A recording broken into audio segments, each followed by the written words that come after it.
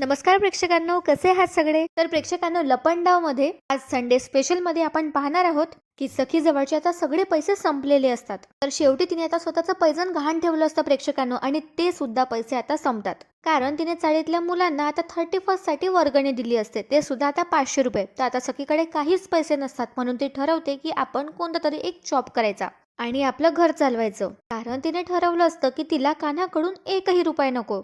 त्यामुळे कारण तो सरकारकडे नोकरी करतो आणि सरकारकडून तो पैसे घेतो. तर आता सरकार पुढे चालून असं म्हणू शकते सखीला की तू तर माझ्याच पैशाने तुझं घर चालवलंय शेवटी. म्हणून आता सखीला ही भानगड नकोच आहे, आणि सखीने आता ठरवलंय की सखी आता छान इंटरव्ह्यूला जाणार, जॉब करणार आणि पैसे कमावणार. त्याच पैशाने ती आता तिचा संसार करणार आणि 1 महिना काढून दाखवणार. तर प्रेक्षकांना तसंच होतं. आता सखी इंटरव्ह्यूसाठी तयार होत असते आणि त्यानंतर आता कान्हा सखीला नवीन अवतारमध्ये बघून, नवीन लुकमध्ये बघून तो तिला विचारतो की बेबी सरकार हा काय अवतार केलाय. तर त्यावर आता सखी उत्तर देते, आणि पहिले तर ती आता कान्हाला म्हणते, driver mind your on business. तर आता कान्हा म्हणतो, अरे तसं नव्हतं म्हणायचं मला, म्हणजे तुम्ही अशी तयारी का केली आहे असं म्हणायचं होतं. तर त्यावर आता सखी म्हणते कान्हाला, ॲक्च्युली काय आहे ना, मी आज इंटरव्ह्यूला जाते. आज माझा मोठ्या कंपनीमध्ये इंटरव्ह्यू आहे. तर प्रेक्षकांना आता सखी पुढे सगळं काय आता कान्हाला ती सांगू लागते. तर कान्हाला हे ऐकून पायाखालची त्याच्या जमीनच सरकते. तर प्रेक्षकांना आता काय होतं, सखी निघून जाते इंटरव्ह्यूसाठी आणि त्यानंतर तिथे तिच्यासोबत खूप मोठा फ्रॉड होतो. आणि बघा प्रेक्षकांनो, आता याचा सगळा राग आता ती कान्हावर काढते आणि सगळ्या चाडकऱ्यांसमोर ती आता कान्हाचा अपमान करते. तर आता इंटरव्ह्यूमध्ये तिच्यासोबत फ्रॉड झाल्यावर ती आता घरी येते आणि नेहमीप्रमाणे ती साईबाबांच्या मूर्तीसमोर उभी राहते आणि त्यांच्याजवळ आपलं मन व्यक्त करते. तर ती साईबाबांना म्हणते की का नेहमी माझ्यासोबत असं का होतं, सगळे प्रॉब्लेम्स मलाच का फेस करावे लागतात. आधी सरकार, त्यानंतर कान्हा याने माझ्यासोबत सगळ्यात मोठा विश्वासघात केला, आणि त्यानंतर आज हा जॉब, सगळी खोटारडी माणसं माझ्याच वाट्याला का येतात. असा जाब आता सखी साईबाबांना विचारते त्यांच्या मंदिरात जाऊन. आणि प्रेक्षकांनो, तितक्यात आता सखी खूप रडत वगैरे असते. तर चाळीतली सगळी माणसं तिथे गोळा होतात आणि आता सखीचं हे दुःख बघून कान्हा समोर येतो आणि म्हणतो, सखी मॅडम, तुम्ही का काळजी करतायत, मी आहे ना तुमच्या बरोबर. तर प्रेक्षकांनो, त्या सखीला खूप राग आलेला असतो, पहिलेच ती फ्रस्ट्रेट असते आणि आता तिचा राग तो सगळा कान्हावर काढते. आणि ती आता कान्हाजवळ जाऊन बोलते, तू तर बोलूच नकोस, कारण माझ्या आयुष्यामध्ये जे काही घडतंय ना, ते फक्त तुझ्यामुळे घडतंय. तू जर नसतास तर हे सगळं झालंच नसतं.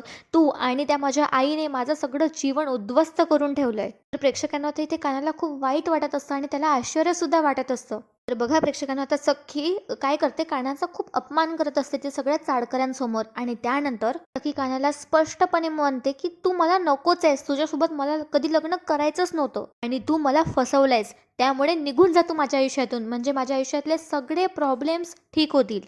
तर आता प्रेक्षकांना याचा आता कानाला खूप वाईट वाटतं आणि सखी हे सगळं आता रडतच म्हणत असते. तर सगळ्या चाडकऱ्यांना हे ऐकून आता आश्चर्याचा धक्काच बसतो की कालच तर यांचं लग्न झालंय आणि आज आता सखी चक्क कानाला सगळ्यांसमोर ती कानाचा अपमान करत आहे आणि त्याला तिच्या आयुष्यातून निघून जायला सुद्धा सांगत आहे. त्यानंतर प्रेक्षकांना आपल्याला पाहायला मिळतं, इतकंच नाही तर नेहमी जो आपण पाहत असतो, जो छडीवाला माणूस असतो एक, जो नेहमी आता कानाला भेटत असतो आणि त्याला महागडे असे गिफ्ट्स देतो. म्हणजे मागच्या वेळेसच आता कान्हाला हिऱ्यांचं ब्रेसलेट दिलं होतं. तर प्रेक्षकांना आता हा छडीवाला माणूस येतो आणि तो कान्हाला फोन करून आता खाली बोलावतो. आता बिचारा कान्हा पहिलेच खूप उदास असतो सखीच्या या वागण्यामुळे. तर काय होतं, तर त्याला जावंच लागतं. तर तो कारमध्ये जाऊन बसतो आणि कारमध्ये बसल्या बसल्या आता हा छडीवाला माणूस कानाच्या जोरात असं सनकन थोबाडीत मारतो.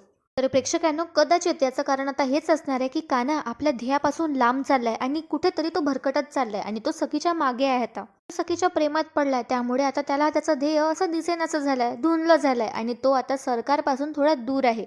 असा बसा बिचारा तो लग्न करून सरकारच्या घरात शिरला होता, पण सखी त्याला चाळीत घेऊन आली आहे परत त्याच्या ध्येयाच्या दूर. तर प्रेक्षकांना हे कदाचित त्या छडीवाल्या माणसाला अजिबात आवडलं नाही. आता हा कोण आहे हे रिव्हील होणं अजून बाकी आहे. त्यांनी सध्या तरी सस्पेन्सच ठेवलाय, पण हा कानाच्या खूप जवळचा किंवा मोठा बॉस असू शकतो. तर याने आता जोरात कानाच्या थोबाडीत मारली आणि कानाला तो आता जाब विचारतो की तू हे सगळं काय करतोयस आणि तू कशासाठी इथे. तर प्रेक्षकांनो, आज संडे आहे आणि आज लपंडावचा भाग नसतो. तर हे सगळे आपले आता अजम्पशन चालले, पण याआधी पण हे प्रोमोमध्ये सुद्धा बघितलंय की हे सगळं घडणार आहे. त्यामुळे आता आपण त्याविषयी गप्पा मारतोय आणि विविध थिअरीज बनवतोय. तर काय होतं प्रेक्षकांनो, आता कान्हाला जेव्हा ही थोबाडे जोराची पडले, तेव्हा कान्हाला आता रिअलाइज होणार का, आणि कान्हा आता पुढे काय स्टेप घेणार. त्याने आधी ठरवलं सुद्धा आहे की तो ड्रायव्हरची नोकरी सोडणाऱ्या सरकारजवळची आणि प्रमोशन मागून तिच्या आणखी जवळ जाण्याचा प्रयत्न करणार आहे. आणि दुसरी पोस्ट मिळून तो आता सरकारच्या आणखी जवळ जाऊन तिलाच चांगलाच धडा शिकवणार आहे आणि आपल्या आई बाबांच्या अपघाताचा बदला घेणार आहे.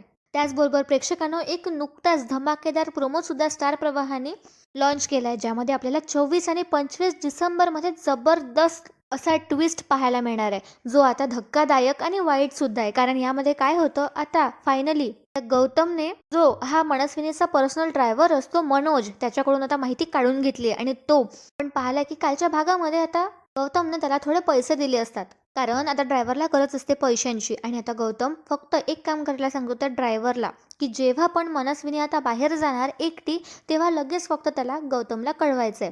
तर असंच होतं प्रेक्षकांनो, आता मनस्विनी जी आहे ती आता एकटीच ड्रायव्हरला चाबी मागून निघून जाणार आहे. कदाचित ही आता तेजस्विनीकडेच जाते आणि म्हणूनच लगेच आता हा ड्रायव्हर गौतमला लपूनच या सरकारच्या कॉल करतो आणि त्याला कळवतो. आणि आता प्रेक्षकांनो तसंच होतं, गौतम सुद्धा आता या मनस्विनीच्या मागावर जातो आणि असाच आता याला पत्ता लागतो त्याच्या खऱ्या वहिनीचा, म्हणजेच तेजस्विनीचा. आणि तिथे गेल्यावर आता ही जी तेजस्विनी आहे ही बघून हिला खूप आनंद होतो, आता आपल्या भाऊजींना बघून, गौतमला बघून. आणि तो भेटल्यावर आता ती त्याला सगळं काय ते खरं सांगून टाकते, की खरी तेजस्विनी ती आहे आणि कसं तिच्या सख्या बहिणीनेच म्हणजे मनस्विनीने तिला डांबून ठेवलंय.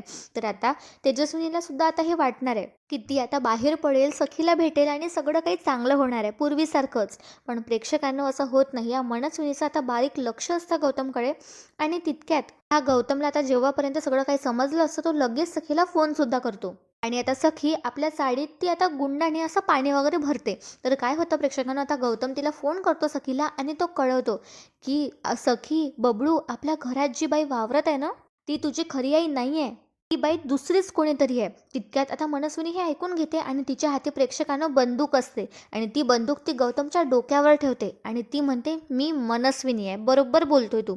आणि मनस्विनी सगळं खरं आता या गौतमला सांगून टाकते आणि ती हे सगळं का करते हे सुद्धा ती त्याला सांगणार आहे. आणि बघत राहा प्रेक्षकांनो, त्यानंतर आता या मनस्विनीने रागाच्या भरात, कारण गौतमने ऑफकोर्स आता हिच्या विरोधात जाऊन लपून काड्या केल्या मागे आणि जाऊन तेजस्विनीला शोधलाय, तर हिच्या आता ऑफकोर्स डोक्यात जातं आणि ही आता बंदूक घेऊन सरळ आता गौतमवर गोळी चालवते.